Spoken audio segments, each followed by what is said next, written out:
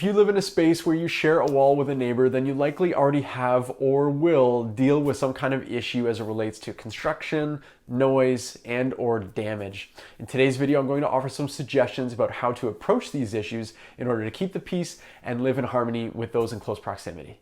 This topic comes to mind as I received a call from a client the other day letting me know that they have experienced some damage on their side of a shared wall due to some renovation work that was being done by their neighbor. This client wanted to know how I thought things should be approached. Call property management first? Do I talk to the neighbor? Do I write a letter or something else? I had two suggestions for this client of mine. First, document what happened. Take pictures of the damage and write down details that include dates and times so you can create a bit of a timeline. Write down any observations of things that were happening around the time that you noticed the damage.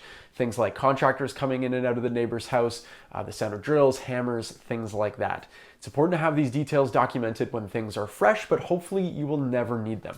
Now, if your hope is that the neighbor will acknowledge and fix the damage, then my next suggestion would be, and it's going to sound crazy, but hear me out, would be to approach them and have a conversation.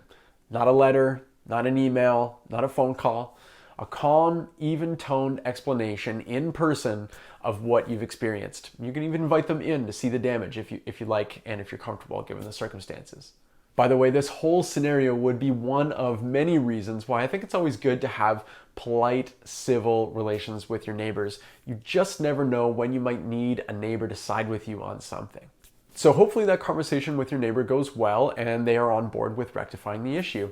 If it doesn't go well, then there are a lot of pathways you could take afterwards, but it would require a little bit more context to determine what the correct next approach should be. And on a related note, if you're planning on doing some renovations or some construction work, then let your neighbors know ahead of time. In my experience, people always appreciate being involved and informed, and they respect the communication. A little bit of wine or some cupcakes or a gift card or two never hurt to help get your neighbors through what it is that you're going to subject them to.